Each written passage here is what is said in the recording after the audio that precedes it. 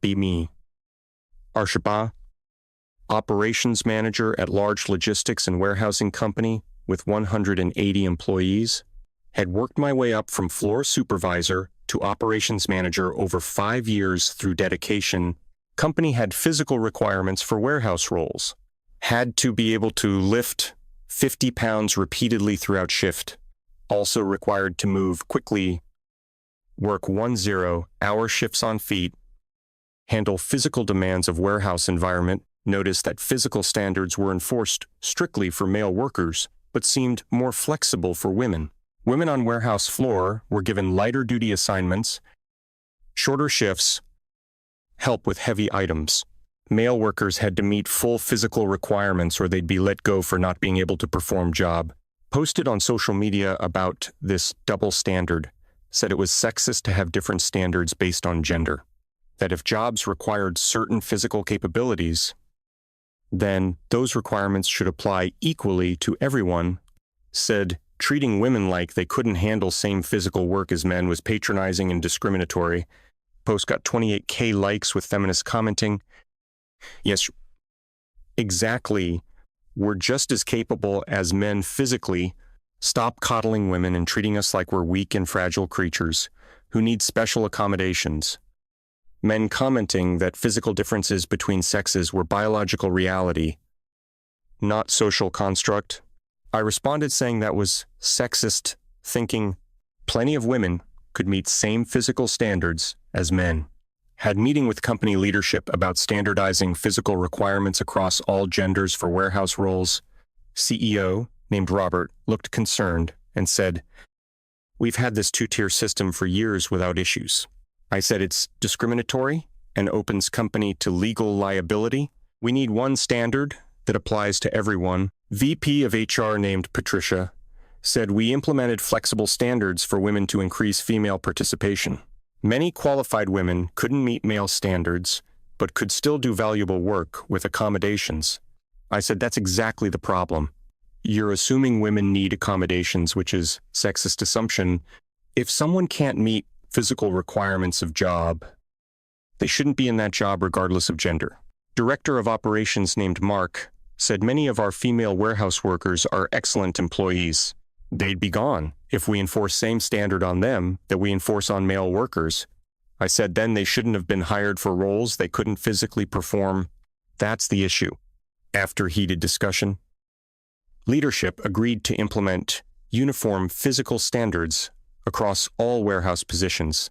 Starting next quarter, all warehouse employees would need to meet same requirements, lift 50 Pfund, work full shifts. Those who couldn't meet standards would be reassigned to other roles or let go if no suitable positions available. Felt vindicated that I'd pushed company toward actual equality instead of patronizing separate standards. Posted about victory on social media said, "Convince company to eliminate sexist double standards. Now everyone would be held to same physical requirements, regardless of gender. Real equality achieved." Got thousands of supportive comments from feminists praising the change toward actual equal treatment. Few weeks later, new policy was announced to all warehouse employees at mandatory company meeting, explained that physical standards would now be uniform. Everyone must demonstrate ability to lift 50 pounds repeatedly, must be able to work full 10-hour shifts, meet productivity quotas, handle all physical aspects of warehouse work. Saw concern on faces of several female employees who'd been working with accommodations for years. One woman named Maria raised hand and asked, "What happens if we can't meet new standards?" I explained we'd work with people for 90 days to meet standards. After that would need reassignment or separation. Another woman named Jennifer asked if there would be any exceptions for medical conditions or limitations. I said medical accommodations would still apply per ADA, but gender would no longer be basis for different standards. Could see many women looking worried, but several men looking satisfied that standards would finally be equal. Following week, physical assessments began for all warehouse employees to establish baseline capabilities. Test required lifting 50 pounds boxes repeatedly for 30 minutes. Completing obstacle course. Simulating warehouse floor carrying 40 pounds upstairs, demonstrating ability to maintain pace over extended period without breaks. All 180 warehouse employees would be tested over 2-week period, with results determining their status. First day of testing watched as male employees mostly passed without significant difficulty. They'd been meeting these standards all along, so testing was just formality for most of them. Then female employees began testing, and results were concerning. Many struggled with weight requirements. Maria, who'd been an excellent employee for 8 years, couldn't lift 50 pounds more than few times. Jennifer made it through lifting portion but couldn't maintain required pace over full 30-minute period. Another woman named Susan could handle weight but had stamina issues during extended testing period. By end of first week of testing, 23 out of 34 female warehouse workers had failed to meet standards. These were good employees with excellent performance reviews who'd been valuable team members for years. But under new uniform standards, they didn't qualify for warehouse positions they'd successfully held.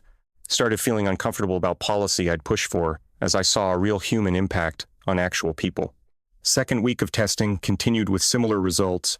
Total of 29 out of 34 women failed to meet standards. That was 85% of female warehouse workforce who would need reassignment or termination under new policy. Meanwhile, only 3 out of 146 male warehouse workers failed to meet standards they'd been meeting all along. Called meeting with HR to discuss results and what they meant for workforce composition going forward. Patricia looked at me seriously and said, "This is exactly what we warned would happen with uniform standards. We're about to lose nearly our entire female warehouse workforce because you insisted on equal requirements." I said, "If they can't meet job requirements, they shouldn't be in those jobs. That's what equality means." She said, "These women have been excellent employees for years. Productivity numbers prove they were performing well. Customer satisfaction scores were high. Safety records were good. They were doing the job successfully, just not meeting arbitrary physical standard. You insisted on enforcing equally across genders." I said, "It's not arbitrary. It's the actual physical requirement of warehouse work, lifting and moving heavy items." Mark from operations joined meeting and said, "This is going to devastate our workforce and our operations. These 29 women combined represent 15% of our total warehouse capacity. We can't just lose them overnight.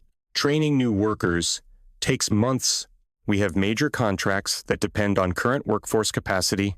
I said, "We'll have 90-day transition period for them to meet standards or find other positions."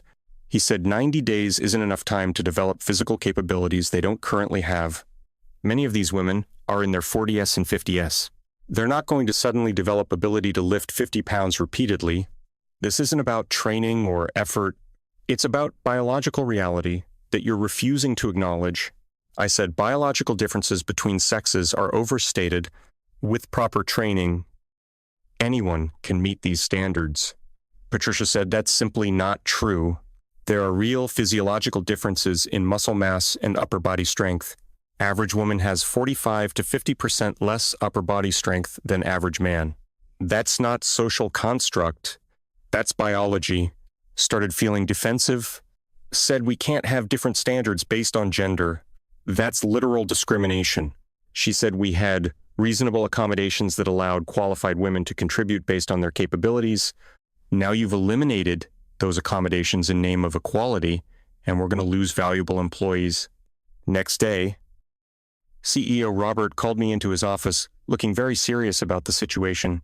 He said, "Board is concerned about losing 15% of warehouse capacity in 90 days. It could impact major contracts." I said, "We should have been hiring people who could meet standards all along. This is correcting past mistakes." He said, "Those weren't mistakes. Those were qualified employees contributing successfully within their capabilities. Your policy change is creating crisis where none existed before, in name of ideological purity about equality." I said, "It's not ideological purity. It's actual equality. Same standards for everyone, regardless of gender." He said, "At what cost, though, we're about to lose nearly 30 good employees and destabilize our operations. Board is questioning whether this change was necessary or beneficial to company, or if it's causing more harm. I said, sometimes doing the right thing is difficult, but that doesn't mean we shouldn't do it. He looked at me seriously and said, Board wants you to reconsider this policy before 90 days are up. Over the next few weeks, worked with women who failed assessments to help them meet physical standards. Brought in personal trainers, created workout programs, gave them resources and time to improve capabilities. Maria trained hard for 6 weeks. Improved significantly, but still couldn't consistently lift 50 pounds repeatedly. Jennifer worked with trainer on stamina and endurance, got better, but still couldn't maintain required pace. Susan pushed herself to exhaustion trying to meet standards, ended up injuring her back in training. Watched these women, who were excellent employees, struggle and failed, despite enormous effort and dedication. Started questioning whether I'd been right about biology being overstated versus social construct. These women were trying their absolute hardest with professional training and still couldn't meet male standards. Week 10 of 90-day period had emotional meeting with Maria, who'd been with company for 8 years. She was crying, saying she'd given everything to this company, been loyal employee, done excellent work. Now, she was being forced out because she couldn't lift arbitrary weight that wasn't even required for her specific tasks. I said, weight requirement is part of warehouse work. Everyone needs to be able to handle all aspects. She said, but my role was inventory management and quality control. I rarely needed to lift anything heavy. Other workers would help when heavy lifting was needed, and I contributed other valuable skills to team. Now I'm losing my job because of standard that isn't actually relevant to work I was successfully performing. Left that meeting feeling terrible. Started reviewing job descriptions for all affected women's positions. Realized many of them had specialized roles where heavy lifting wasn't a frequent requirement of their actual work. They'd been performing their jobs successfully for years without meeting male physical standards. Had meeting with Patricia to discuss this finding and what it meant for the policy I'd implemented. She said, this is what we tried to tell you. Women were in appropriate roles based on their capabilities. They weren't doing jobs that required constant heavy lifting. They were doing valuable work suited to their strengths. By imposing uniform standard, you're eliminating positions that women were successfully performing. I said, but job classification is warehouse worker that should have consistent requirements across all positions. She said, or we could have nuanced job classifications that reflect actual physical demands of specific roles. Not all warehouse work is identical. Some positions require more physical strength. Others require different skills. We could restructure job titles and requirements to match actual work being performed rather than broad categories. This made sense, but felt like backtracking on a quality principle I'd been so adamant about enforcing. With 2 weeks left in 90-day period, only 3 of 29 women had managed to meet new physical standards. That meant 26 women would be losing their jobs in 2 weeks, unless policy changed or exceptions made. Called emergency meeting with leadership to discuss options before mass terminations became reality. Robert said, Board has authorized me to offer you choice. We can proceed with policy you demanded. Lose 26 employees, face operational crisis, potentially lose major contracts due to capacity shortage, or you can acknowledge policy was misguided and we can return to previous accommodation system. I sat there feeling trapped between ideological commitment to equality and practical reality of consequences, asked what would happen to 3 women who had met new standards if we reverted to old policy. Patricia said they'd be recognized and rewarded for achievement, but everyone could continue working. Asked what message it would send about equality if we backtracked on uniform standards. Mark said it would send message that company values practical outcomes over ideological purity, that we recognize biological differences exist and can be accommodated without being discriminatory.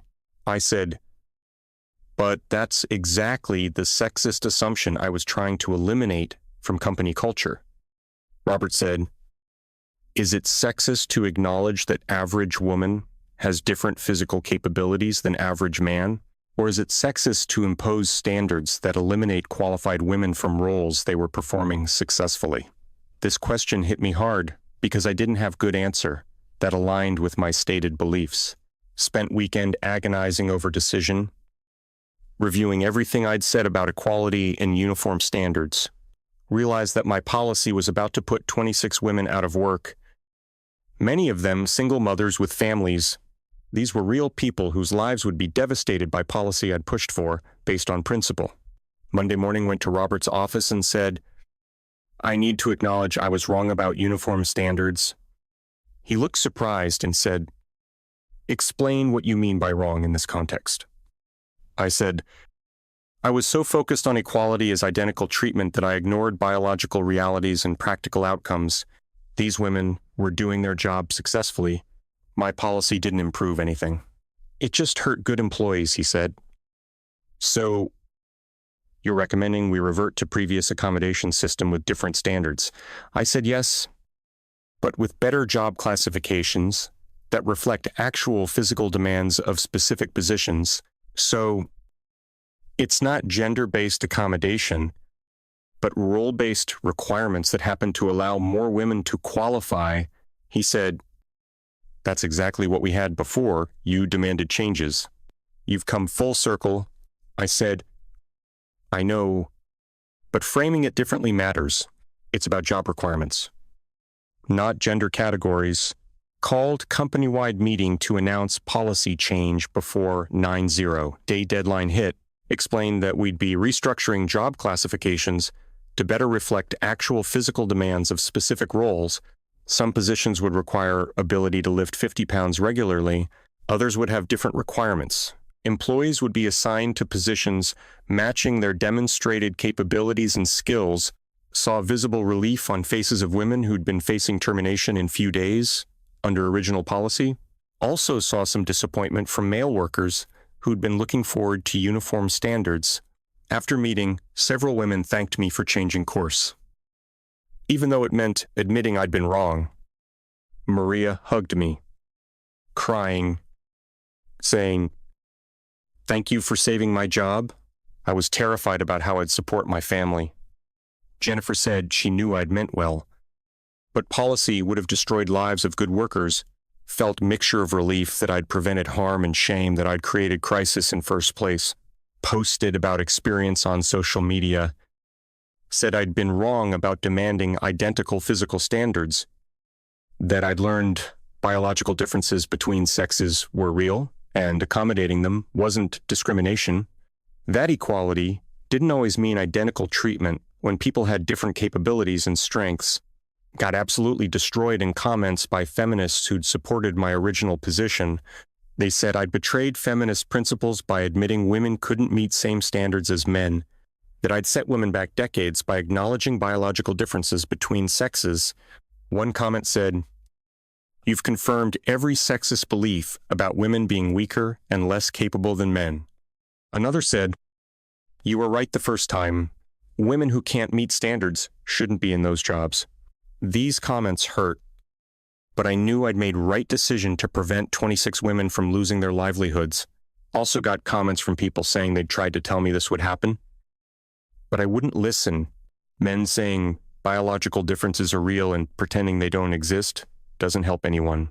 Women saying they'd experienced similar revelation about equality, not meaning identical treatment, started doing research on physical differences between sexes and how to accommodate them fairly. Found extensive scientific literature on upper body strength differences, bone density, muscle mass distribution. Average untrained woman has 52% of upper body strength of average untrained man. That's significant difference. No amount of training would make most women as strong as most men in upper body strength. This wasn't sexist opinion.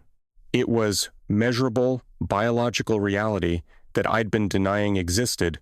Started consulting with companies about developing fair physical standards that didn't discriminate. Taught framework of role-based requirements rather than gender-based accommodations. If role genuinely requires ability to lift 50 pounds repeatedly, that's a legitimate requirement for that specific role. But not all roles require same physical capabilities can structure positions around different strengths. This allowed companies to have diverse workforce without lowering standards for positions that truly needed physical capabilities. 6 months after policy reversal did analysis of warehouse workforce composition and performance. We had 168 employees in warehouse, 31 women and 137 men, working in roles suited to their capabilities. Performance metrics were strong across all positions. Customer satisfaction remained high. Safety record, excellent. Hadn't lost operational capacity or contract fulfillment ability. By maintaining diverse workforce, women were concentrated in roles requiring less frequent heavy lifting. More precision work. Quality control, men were concentrated in roles requiring more physical strength. Heavy lifting, loading, and unloading. This distribution reflected biological realities while allowing both groups to contribute based on their strengths 1 year after demanding same physical standards. I did presentation to leadership about lessons learned, acknowledged that my ideological commitment to identical treatment had nearly caused significant harm, that biological differences between sexes are real, and accommodating them is not the same as discrimination, that equality should mean equal opportunity to contribute based on individual capabilities, not identical requirements. Robert said, "This has been valuable learning experience for you and for company as whole. We've developed better job classification system that's more fair and efficient than what we had before. Your initial push for change led to better outcome, even though specific policy you advocated was wrong." Started speaking at conferences about my experience demanding same physical standards than being unable to meet them. Wait. I hadn't actually been tested myself. That was oversight in how I'd implemented policy. Robert pulled me aside after presentation and said, "Board wants all managers to meet standards for roles they oversee. If you're going to manage warehouse operations, you should demonstrate you can meet physical requirements." Felt my stomach drop because I'd never actually tested whether I personally could meet the standards I'd imposed. Week later, took same physical assessment I'd required of all warehouse employees to prove my capabilities. Started with 50 pounds box lifts, managed 5 repetitions before my arms were shaking, and I had to stop. Standard required 30 repetitions over 30-minute period. I'd done 5 before completely failing, tried obstacle course, and made it through, but pace was slow. Couldn't maintain required speed over full course. Stamina tests broke me completely. Lasted 12 minutes of required 30 minutes before having to quit from exhaustion. Sat there in testing room facing reality that I had failed the exact standards I demanded everyone else meet. I couldn't do the work I'd insisted everyone be capable of doing or lose their jobs. If my own policy had applied to me, I would have been terminated for failure to meet physical requirements. Had devastating meeting with Robert to discuss my test results and what they meant for my credibility. He said, "You demanded standards you couldn't personally meet, then tried to enforce them on other women.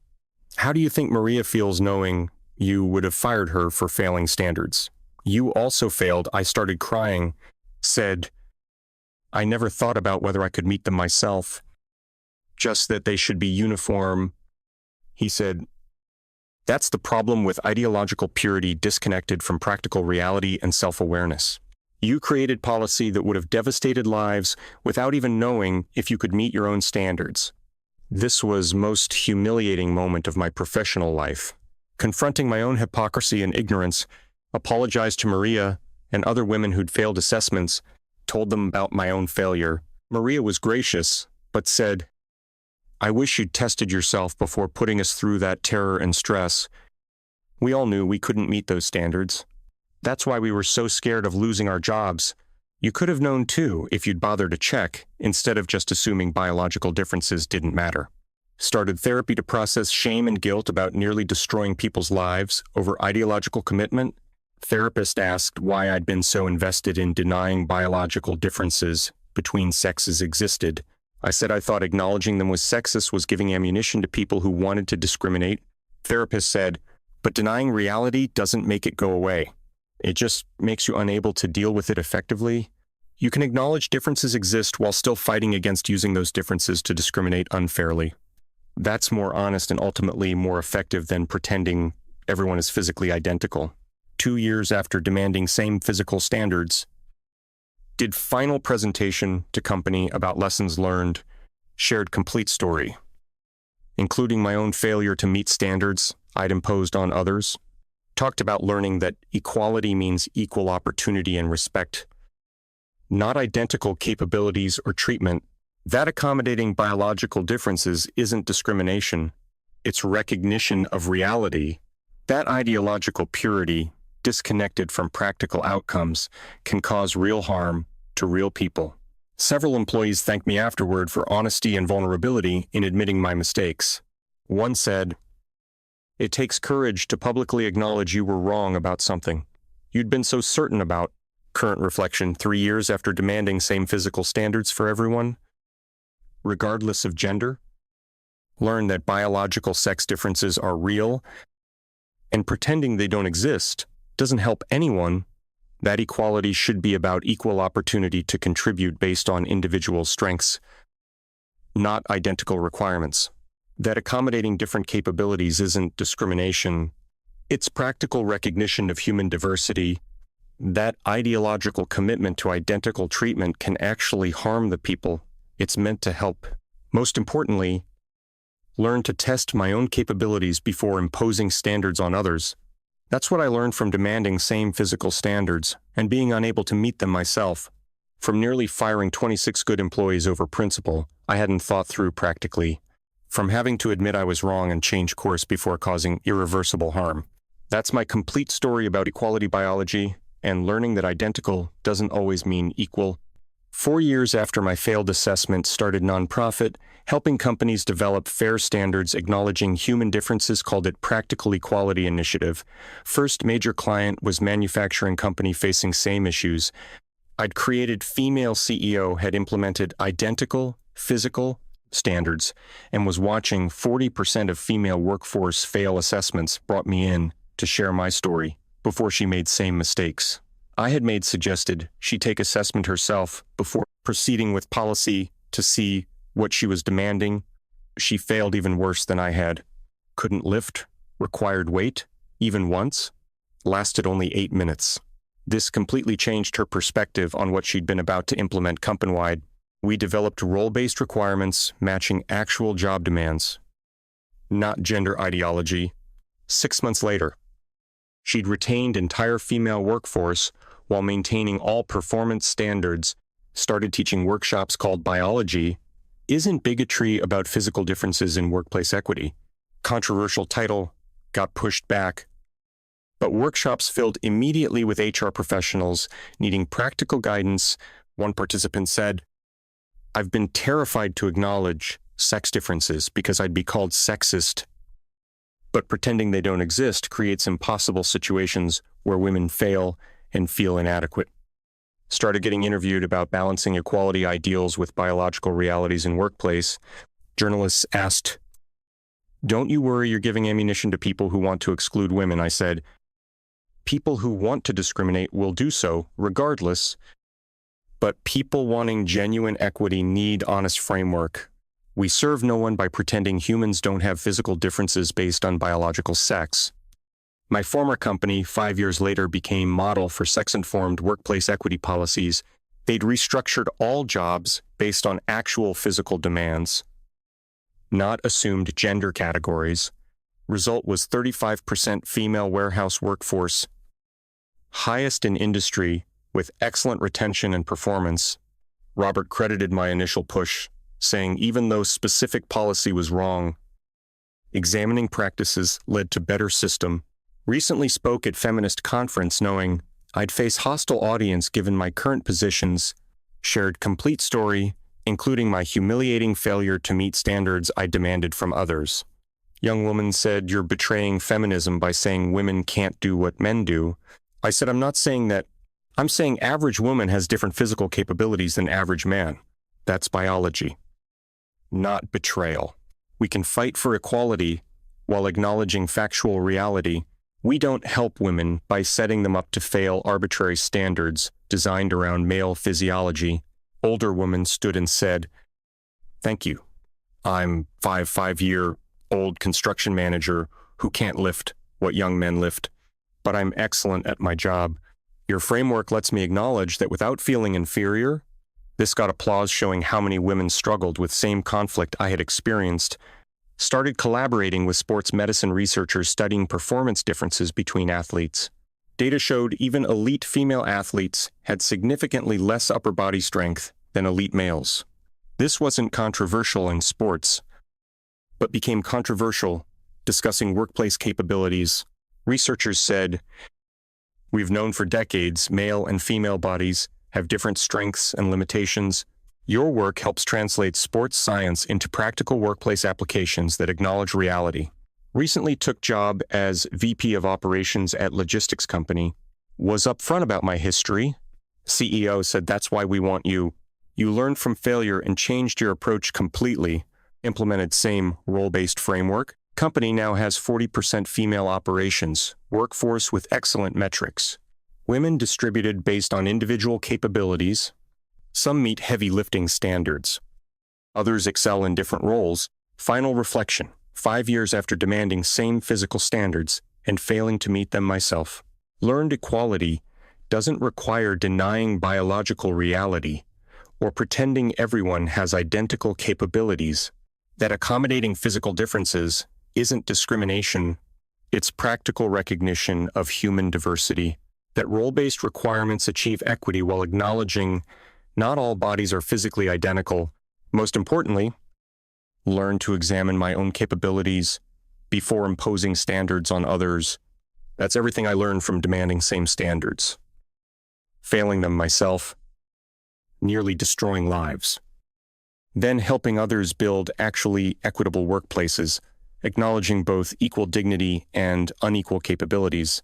That's my complete journey from ideological feminist to practical equity advocate who learned the hard way.